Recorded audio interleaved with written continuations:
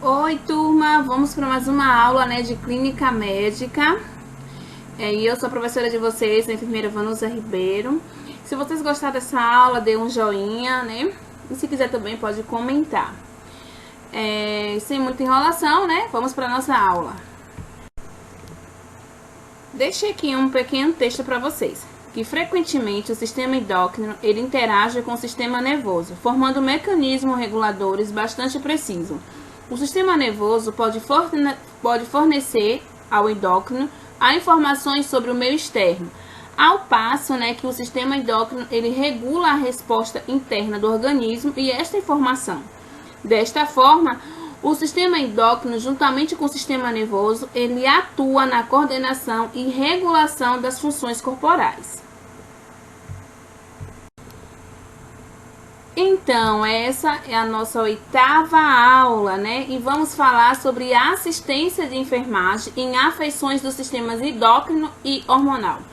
E, como sempre falo para vocês, que eu gosto sempre de refrescar um pouco a mente de vocês falando sobre anatomia e fisiologia.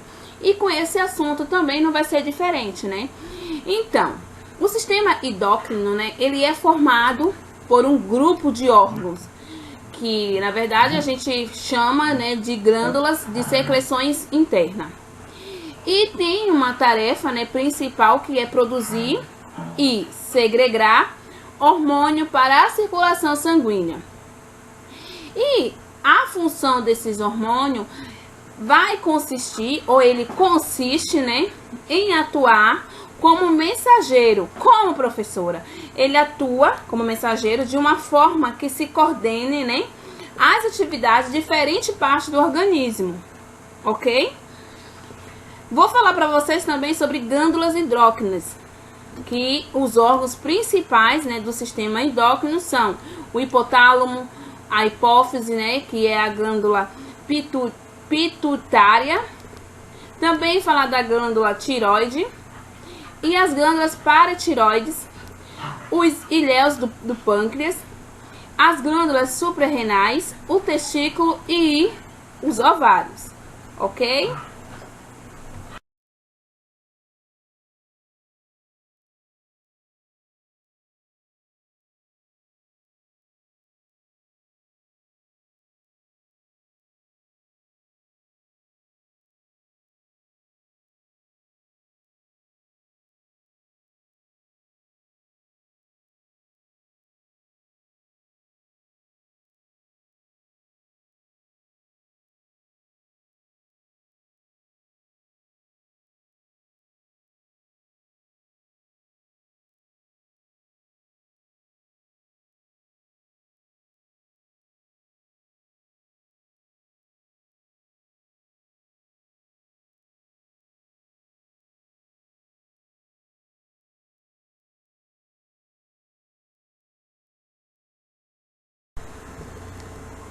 Vamos falar sobre diabetes mellitus, que é o resultado de defeitos de secreção ou ação da insulina que envolve processos patogênicos específicos, ou seja, por exemplo, destruição das células betas do pâncreas, que é essa beta do pâncreas, que ela é produtora de insulina, e resistência à ação da insulina, distúrbio da secreção da insulina e entre outros. O diabetes é um grupo de doenças metabólicas caracterizada por hiperglicemia, ou seja, é o excesso de sangue o excesso de açúcar no sangue. Nunca esqueça disso, que hiperglicemia é o excesso, de açúcar no sangue. E também está associada a complicações de infusões e insuficiências de vários órgãos, especialmente nos olhos, rins, nervo, cérebro, coração e vaso sanguíneo. Existe vários tipos de diabetes, o 1, o 2, a gestacional também, e nós vamos falar sobre elas no decorrer da nossa aula. Tipos de diabetes, a classificação etiológica. Então, temos o diabetes tipo 1, que nós chamamos de diabetes insulinodependente. Esse termo, né, tipo 1, ele indica que tem uma destruição da célula beta que eventualmente vai levar ao estágio de deficiência absoluta de insulina. Quando essa administração de insulina é necessário, né, para prevenir a cetoacidose, ou também coma e até mesmo a morte. Quando tem a destruição da célula beta, é porque geralmente foi causada por um processo de autoimune, que na verdade pode ser detectado por um autoanticorpo circulante. E assim, o desenvolvimento do diabetes tipo 1 pode ocorrer de forma rapidamente progressiva, principalmente em crianças e também adolescentes, que nós digamos assim que tem um pico, né, de incidência que é entre 10 e 14 anos. E também pode ser de forma lentamente, né, progressiva, que é geralmente em adultos. Deixei aqui um pequeno texto para vocês falando sobre ele.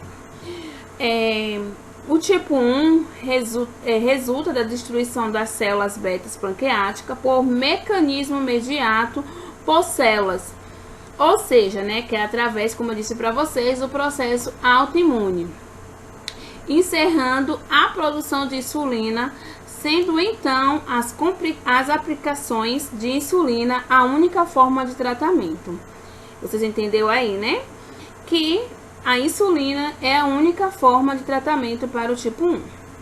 A evolução clínica é rápida, ou seja, né, como eu disse para vocês, o pico de incidência vai ocorrer na infância e na adolescência, falei para vocês. No restante dos portadores, o início poderá acontecer em qualquer idade.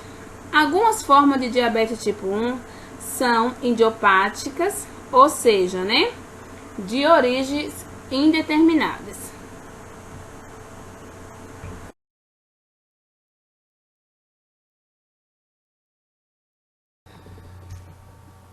Diabetes gestacional. A diabetes gestacional já é a hiperglicemia, que é diagnosticada na gravidez. E pode ser, né, de intensidade variadas. E digo para vocês assim, que geralmente se resolvendo, né, num período de pós-parto, mas pode ser retornado anos depois, né, em grande parte dos casos. O diagnóstico, né, da diabetes gestacional, ele é controverso. E assim, a Organização Mundial da Saúde, ele recomenda, né, que tem que detectar com os mesmos procedimentos, né, diagnóstico empregado fora da gravidez.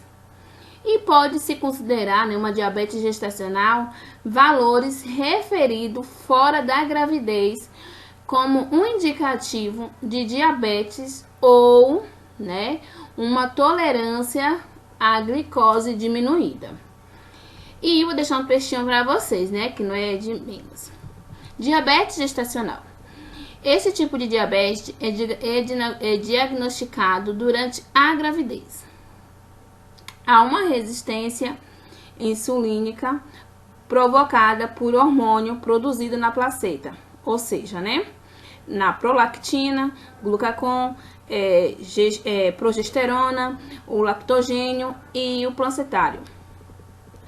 Portanto, né, a glicose, ou seja, o açúcar, ele permanece elevado no sangue materno, facilitando seu transporte e difusão pela placenta até o feto. Os riscos são maiores nas mulheres que já apresentou diabetes em outras gestações. Histórico familiar de diabetes, história de aborto espontâneo, morte intrauterina ou neonatal. Bebê que nasceu com mais de 4 kg e de malformações congênitas, né? E quanto mais né, o fator de risco a mulher apresentar, maiores serão a probabilidade de desenvolver uma diabetes gestacional. Vocês não devem esquecer isso, certo? Os sintomas.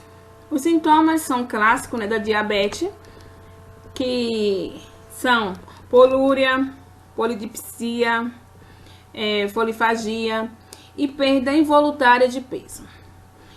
Tem outros sintomas, né, que levantam, né, quer dizer, a suspeita clínica, que são a fadiga, fraqueza, a letargia, plúrido, cutâneo, né, e vulvar, e infecções de repetição. Os sintomas e as complicações, eles tendem a aparecer de forma rápida no diabetes tipo 1 e podem estar ausente ou também aparecer gradualmente no diabetes tipo 2. Diagnóstico. O diagnóstico é a glicemia de jejum, que vai saber, né, o nível de glicose sanguínea, que é após um jejum de 8 a 12 horas. Temos o teste oral de tolerância à glicose, que o paciente ele vai receber uma carga de 75 gramas de glicose em jejum e a glicemia é medida antes, né? E 120 minutos após a ingestão. Também temos a glicemia casual, que a glicemia casual já é assim, vai ser tomada sem padronização do tempo desde a última refeição. Então, assim, as pessoas, né, que têm a glicemia, né, de jejum, ela vai acentuar entre 110 a 125 da glicemia de jejum alterada. E por apresentar, né, altas probabilidades de ter diabetes, ela pode, né, requerer uma avaliação de um teste, né, oral de tolerância à glicose, que vai ser em 2 horas. E quando, mesmo que a glicemia de jejum for menos que 110 também, paciente com, por exemplo, com alto risco para diabetes ou também com uma doença cardiovascular, também pode estar pedindo esse teste oral de tolerância à glicose. E tem, assim, uns critérios de laboratório para diagnóstico de diabetes, que vai desde os sintomas de diabetes, né? Quais são os sintomas de diabetes? Espero que vocês lembrem, né? Que é a poliúria, a polidipsia ou a perda de peso inexplicada. E também a glicemia casual, né? Igual ou a mais de 200, né? Aí pode ser realizada a qualquer hora do dia, independente, né, do horário das refeições. Ou pode fazer também a glicemia de jejum, que tem que dar menos de 126, né? E glicemia de 2 horas, que no caso, né, vai dar 200, né, o mgdl no teste de tolerância à glicose. E no caso, né, deve ser confirmado com outra nova glicemia, ou seja, tem que fazer sempre, né? Faz o primeiro teste, faz o segundo, até confirmar certinho, para não ficar naquela dúvida. Complicações. O diabetes pode ser acompanhado de doenças circulatórias. Quem são essas doenças circulatórias? Podem ser um acidente vascular cerebral, né?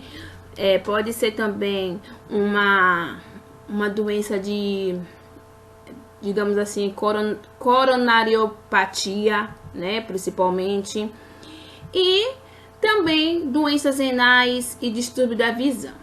No diabetes, né, tem que observar-se uma aceleração no processo de arteriosclerose. Tratamento. O objetivo principal do tratamento da diabetes é manter os valores de açúcar no sangue dentro dos valores normais, tantos quanto possível, entendeu? Só que o principal problema ao tentar controlar, né, rigorosamente os valores de açúcar no sangue em que se produza, né, com uma diminuição não desejada dos mesmos, que no caso de hipoglicemia, né, os medicamentos modernos vai atuar, né, para aumentar a sensibilidade das células à insulina e para retardar a absorção intestinal dos açúcares. Nos casos, né, de controle difícil, aí no caso vai usar a insulina. E também inclui nesse tratamento uma dieta rígida, que deve ser mantida sempre, né? Não esquecer disso. Cuidados gerais e prevenção. Nesses cuidados, né, de prevenção, eu coloquei para vocês assim: cuidados com a pele. Como? Tem que evitar infecções, evitar fricção vigorosa, né? Usar loções hidratantes na pele, evitar queimaduras, ferimentos e frio excessivo. No caso, né, se tiver um ferimento, tem que tratar, né, esse ferimento asepticamente, imediatamente, né? E uma atenção especial quanto à higiene pessoal, ok? Nessa parte de cuidado com a higiene oral, tem que avaliar, né, diariamente a mucosa oral e tem que instruir o paciente a relatar a queimação oral, dor, áreas de rubor, se no caso ele tem alguma lesão aberta nos lábios, se ele sente dor ao deglutir, e realizar a higiene oral após as refeições. E orientar, né, que tem que visitar o dentista regularmente, usar escovas de sedas macias e evitar e tratar rapidamente no caso de cáries, né, aplicar lubrificante labial e evitar álcool e também fumos. Nos cuidados dos pés, tem que lavar diariamente, enxugar cuidadosamente entre os dedos, né, secar entre os dedos, cortar e limpar as unhas, usar sapatos macios e não andar descalço. Também tem que estimular a circulação com massagem, fazer massagem nas pernas, né? E temos outros cuidados que eu também coloquei para vocês aqui, que eu vou deixar no slide para vocês, que é fornecer instruções por escrito sobre os cuidados com os pés e programa de exercício, auxiliar para garantir que as roupas estejam adequadamente ajustadas e encorajar a ingesta adequada de proteínas e também de calorias e encorajar a participação nos programas de exercício planejado. As complicações que tem disso tudo, né, nessa parte, é assim: a cetoacidose diabética ocorre porque, sem a insulina, a quantidade de glicose que entra nas células ela é reduzida. Então, o que acontece? O fígado ele vai aumentar a produção de quê? De glicose. E em tentativa, né, de livrar o corpo do excesso de glicose, os rins, né, o belos rins, ele vai começar a excretar a glicose juntamente com a água e também os eritrócitos, que vai fazer o quê? Vai elevar a desidratação. Aí o que vai acontecer? Esse indivíduo ou esse paciente, ele vai perder de 6 a 6,5 litros de água. Então, você está entendendo aí as complicações, né? Teste de glicemia capilar. O material necessário é um glicosímetro, uma fita teste, agulha de 13 por 4,5, algodão, luva de procedimento e álcool A70. Procedimento. Embora, né, que vocês já tenham visto o procedimento, introdução de enfermagem, não custa nada, né, de repetir. Então, o procedimento é preparar, né, o material necessário, todo aquele material que eu falei no slide anterior, lavar as mãos, explicar o procedimento ao paciente. Eu sempre coloco isso para vocês, é o seguinte, porque a importância, né, de você falar o que vai ser feito com o paciente, porque vai criar um elo entre você e o paciente. Isso não vai te fazer menos profissionais ou mais profissional, mas isso vai te tornar mais humano. Isso que eu acredito. Não é melhor você chegar e conversar com o paciente, explicar o procedimento, do que ele ficar te perguntando o que é que vai ser feito? E alguns pacientes, né, que alguns filhos do paciente até meio rude, né, para perguntar: o que é que você vai fazer no meu pai? Não é melhor você chegar e falar: ó, vou fazer determinado procedimento, tal, conversar, né? Em seguida, calçar luvas. Essa tem uma grande importância, né? Que tem alguns profissionais que não calçam as luvas, acham que tem que fazer de qualquer maneira, mas a gente ensina que tem que fazer o quê? Calçar as luvas. Posicionar o dedo do paciente de maneira que vai aumentar o fluxo sanguíneo. Realizar a punção capilar na porção distal lateral do dedo. Coletar sangue na fita do glicosímetro. Ocluir o local da punção com algodão, favorecendo a hemostasia. Desprezar o material utilizado em local apropriado. E manter a unidade limpa e organizada. Porque quando você mantém, né, a unidade limpa e organizada, vai dizer muito sobre que profissional você é. Lavar as mãos e nunca esquecer, né, de registrar o procedimento num prontuário. E eu vou dizer para vocês assim, para vocês terem um cuidado especial, né, em verificar se o glicosímetro ele está calibrado. E também vocês têm que introduzir somente a ponta do bisel da agulha e não ele todo, né? E observar, gente, se a gota, né, preencheu completamente o espaço indicado na fita. E fazer rodízio nos locais de punções. Então, se for possível, né, vocês fazer esse rodízio. Eu espero que vocês tenham gostado dessa aula, falando sobre um assunto tão popular, né? Falando sobre diabetes. E eu espero que vocês tenham gostado e que vou tirar as dúvidas de vocês na aula, né? E no próxima aula vamos falar, né, sobre hipertiroidismo. Eu espero que a gente venha ter sucesso, né? Obrigado e até a próxima aula.